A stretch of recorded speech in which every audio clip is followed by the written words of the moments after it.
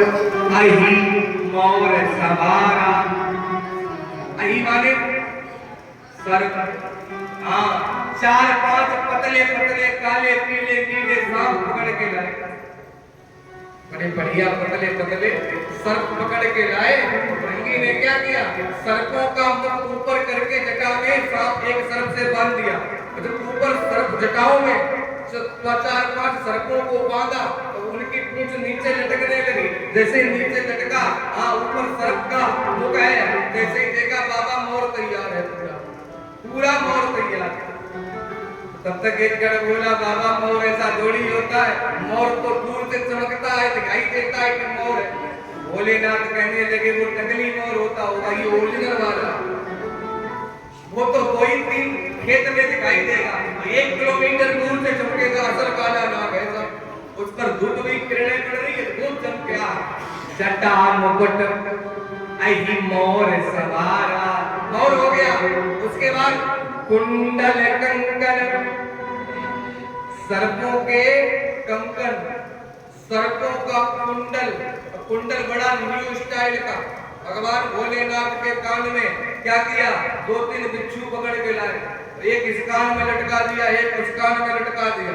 ये कुंडल तैयार हो गए बाबा, सर्पों का कंकन, सर्पों का कुंडल, आहा बाबा का श्रृंगार।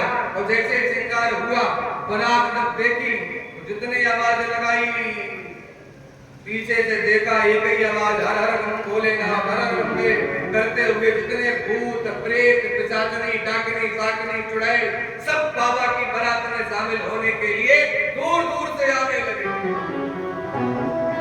सब देवता लोग जैसे ही आए और देवताओं ने भोले बाबा की बारात पीछे देखी, भूत चुड़ैल प्रेत डाकनी साकनी पिशाचनी।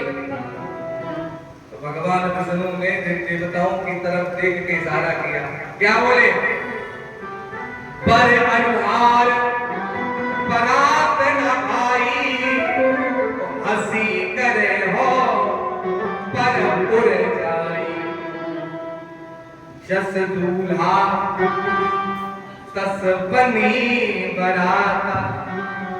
भगवान विष्णु कहने लगे, क्या ऐसी बारात लेकर दूसरे के गांव में जाओगे, क्या हंसी कराओगे? हाँ, हम तो इन लोगों के साथ में नहीं जाएंगे। देवता बोले क्या करो, ऐसा करो, इनके साथ में चलोगे अपनी भी बेइज्जती होगी, फिर अपने अपने वाहन से निकलो। अब जितने वीआईपी, वीवीआईपी, डबल वीआईपी थे, वो तो सब अपने अपने वाहन से निकल पड़े पहले ही। भगवान विष्णु अपने गरुड़ पे, इंद्र ऐरावत हाथी पे, सब देवता अपने अपने वाहन से पहले। लेकिन भगवान विष्णु के वचन सुन के भोले बाबा मुस्कुराने लगे। क्यों? विष्णु वचन सुन सुर मुस्काने, और निज निज सेन सहित बेगा, अपने अपने बाहर से पहले ही चल दिए। अब भोले बाबा दूल्हा तो बनी गए, श्रृंगार तो हो ही गया, अब चलने की बारी।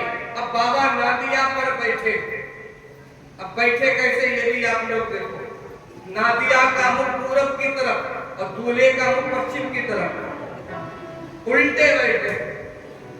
किसी ने पूछा कि बाबा आप नादिया के उल्टे काहे को बैठे, लोग देखते कि क्या कहेंगे? भोलेनाथ कहने लगे, हमारी बारात में कोई भला आदमी बजा नहीं, भूत प्रेत फनीचर पिशाचनी डाकनी साकनी। नादिया बड़ा होशियार है, नादिया को रास्ता मालूम है, वो तो सीधा ही जाएगा।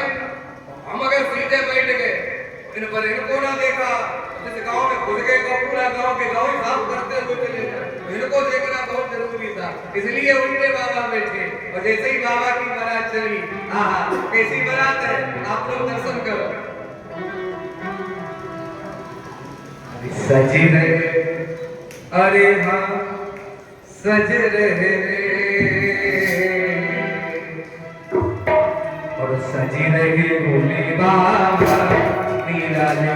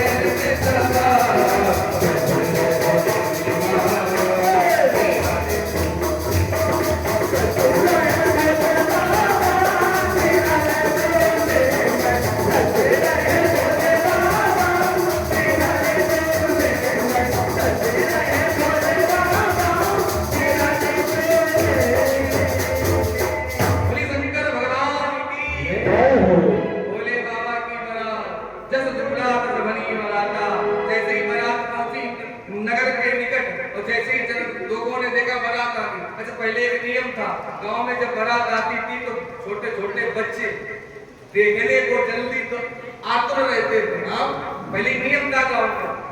अच्छा, बारात आती थी तो बारात की अगवानी ली जाती थी। अगवानी आज ली जाती है, करते होती है अगवानी। अब देखो कितने छोटे छोटे बालक जैसे ही घर से भागे दूल्हा देखे, बारात देखे दूल्हा। अब देखो आप जितनी तेज गति से घर से दूल्हा देखने को भागे, और जैसे ही उन बालकन ने बारात देखी, नगर में बारात पहुंची, उन छोटे छोटे बालकन ने बारात देखी, जिस गति से देखने को आए उससे दोगुनी गति पे वापस भागते तुरंत वापस घर में। तो घर में जाकर के दरवाजे बंद कर दिए, खिड़की बंद कर दी। माता पिता ने पूछा क्या हुआ, दूल्हा दे गया है? दे गया है। घर धीरज तहाँ रहे सयाने, बालक भगवे जीव बना। बालक घर में पहुंचे, और घर में पहुंच के माता पिता ने देखा दूल्हा दे गया है, बारात दे गया है। तो बालक ने क्या कहा, मैया ऐसी बारात आज तक हमने ना देखी। कैसी बारात? तन घर ब्याल कपाल भूषण, नगन जटिल भयंकर, संग भूत प्रेत पिशाच जोगिन, निकट मुख रजनीकर, जो जियत रही। क्या लड़को बालक ने?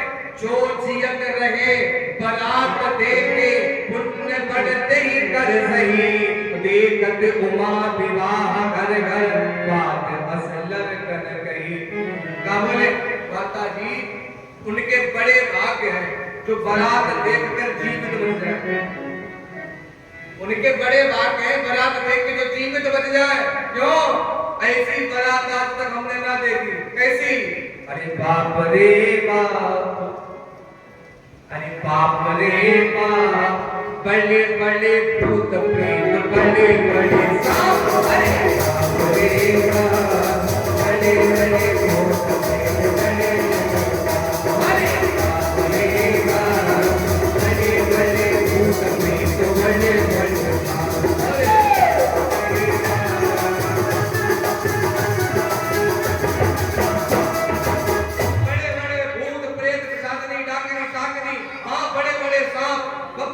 दरवाजे लगा के कुंडी लगा के बैठ गए भीतर।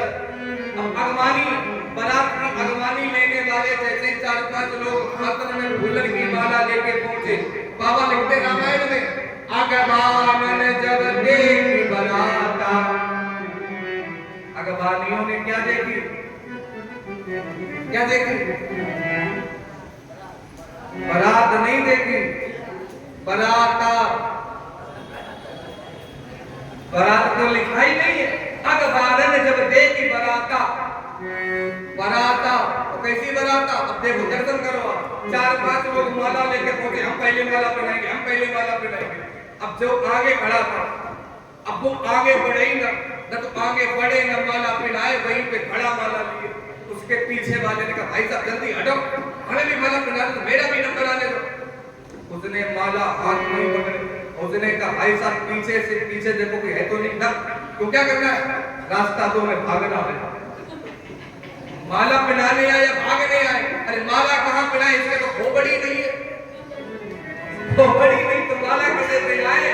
हाँ, अगवानियों ने कैसी बारात, इधर मैया महीना आनंद बाबा की बारात का बहुत है, लेकिन समय हो चुका है, जल्दी 2 मिनट में आप लोग सुन लें।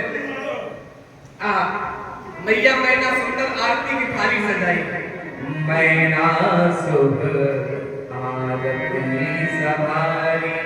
मैया मैना आरती की थाली पकड़े, दूल्हे राजा की आरती उतारने डाली।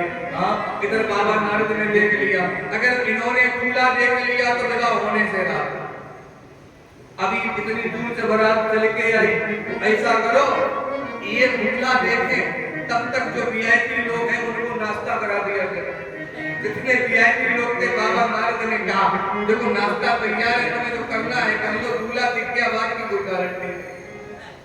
अच्छा एक बात बताओ आप लोग, जब विवाह होता है तो विवाह में सबसे ज्यादा टेंशन किसे होती है? लड़का वाले को या लड़की वाले?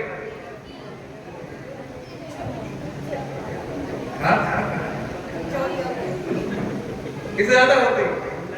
ना लड़का वाले की ज्यादा होती ना लड़की वाले को।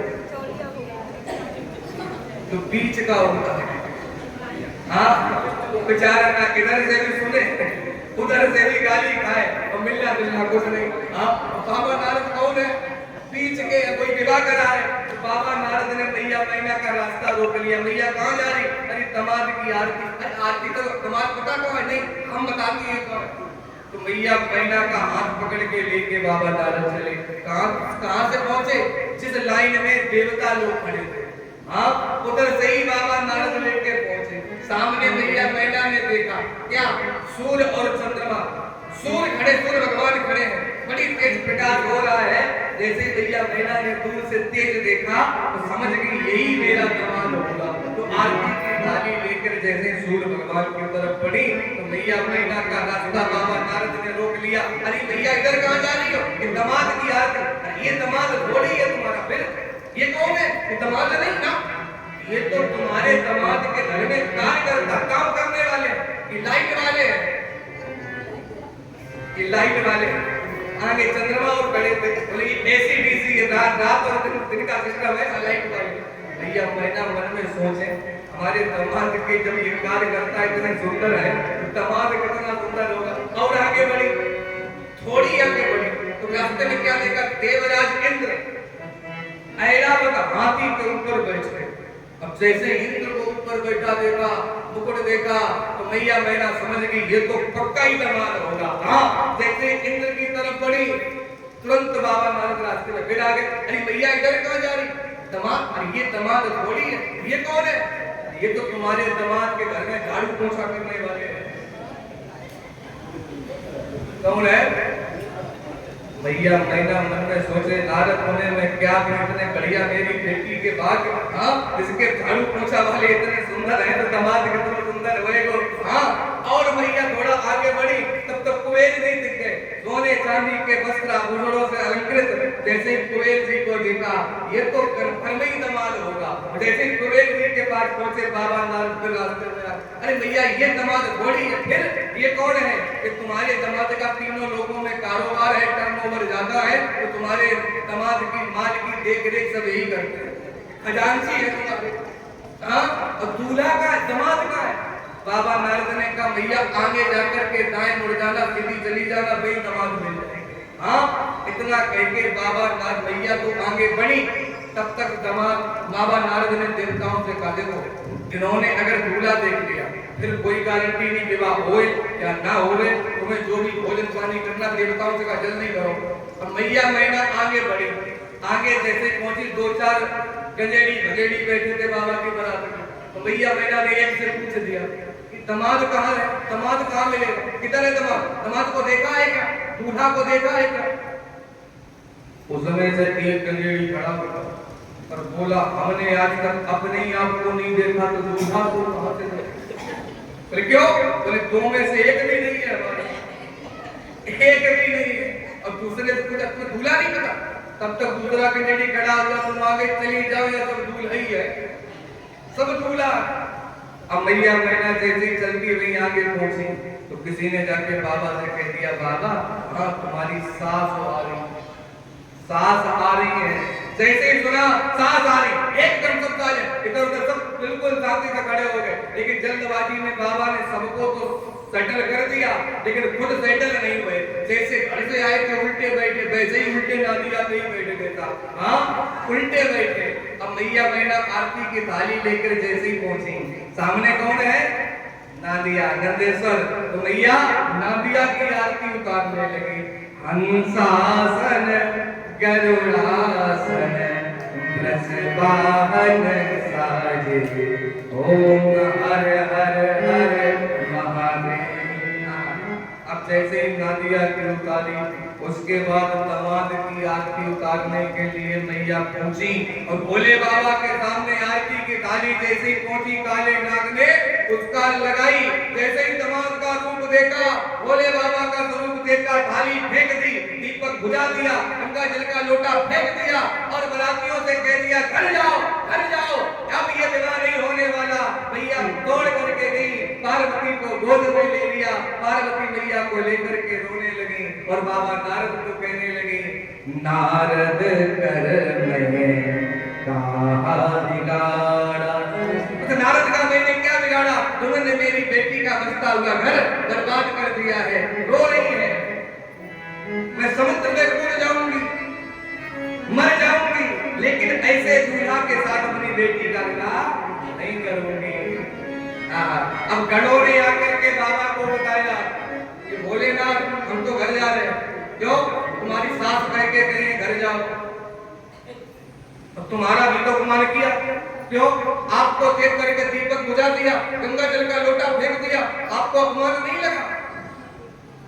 भोले बाबा कहने लगे ये मेरा अपमान नहीं है, मेरा ये सम्मान है। सम्मान है? हाँ, गंगा जल का लोटा फेंक दिया। बोले तुम्हें नहीं पता, हमारी सास लोटा में गंगा जल लाई थी दामाद को चढ़ाने पिलाने के लिए। तो सास ने देखा हमारा दामाद तो पूरी टंकी गोबरी पे धरे, पूरी गंगा मैया ही गोबरी पे है, दोनों ने पानी को नहीं फेंक दिया। अच्छा दीपक क्यों बुझा दिया? अब बोले दीपक इसलिए बुझा दिया, भैया तो छोटे से दीपक की आरती करने आई, उन्होंने आकर के दीपक ने देखा क्या मेरा बोस तो सिर पे बैठा है। दीपक का बोस कौन? शशि ललाट, चंद्रमा, ये बोस है। मान लो किसी का मालिक हो, मालिक के सामने नौकर की स्थिति है तो सामने खड़ा है, उन्होंने देखा हमारा बोस सिर पे बैठा, कुछ जाना ही अपने आप बधाई बड़ी गया था। इधर भैया मैना रो रही है। बाबा नारद ने आकर के समझाया, पूरी कथा सुनाई, ये तुम्हारी बेटी नहीं जगदम्बिका भवानी है, ये पहले दक्ष के घर में जन्म हुआ, अग्नि में चली, तब तुम्हारे यहाँ आकर के अवतार लिया है। सारी बात बताई। तब भैया मैना और हिमाचल ने भोले बाबा के साथ में भैया पार्वती का विवाह संपन्न कराया है। ब्रह्म शंकर भगवान की राम कथा में, राम कथा सुनाते हैं तो राम कथा में भोले बाबा का चरित्र पूरा आता है विस्तार से सुनाते, बड़ा आनंद बाबा। तो पूरी रामचरितमानस में 4 विवाहों की चर्चा आई है। जो मानस पढ़ते हैं रामायण जी, उसमें 4 विवाह पूरी रामायण में आए। इसमें 2 विवाह ऐसे हैं जो हो गए, 2 विवाह ऐसे भी हैं जो हुए ही अभी तक अधूरे।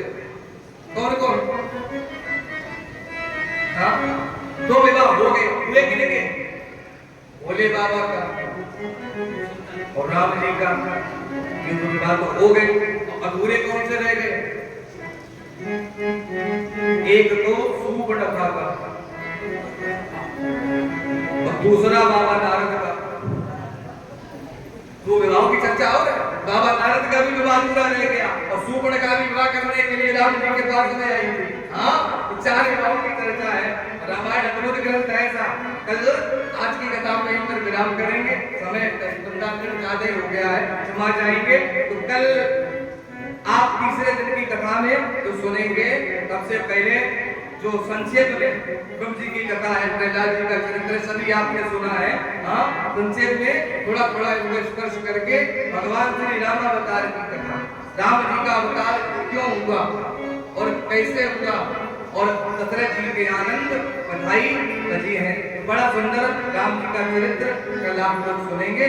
और समय से सभी लोग पधारे। 2 दिन तो पूरे हो गए, 5 और रह गए। निवेदन है समय से आप लोग आएंगे, आइए भजन का आनंद लेंगे। उसके पश्चात आरती में सभी लोग आरती में सभी लोग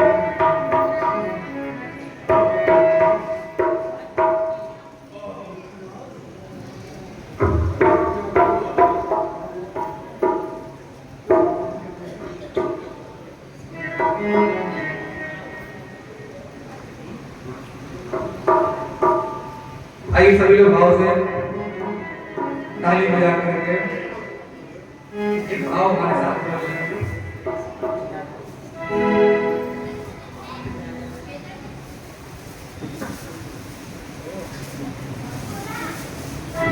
मेरे भोले बाबा के आंखों में डमरू, मेरे भोले बाबा के आंखों में डमरू, डमरू को देख के मदारी मत समझो, मेरे भोले बाबा मदारी मत समझो, मेरे भोले बाबा मदारी मत समझो, मदारी मत समझो, मदारी मत समझो, मदारी मत समझो, अनाड़ी मत समझो, अनाड़ी मत समझो, अनाड़ी मत समझो, मेरे भोले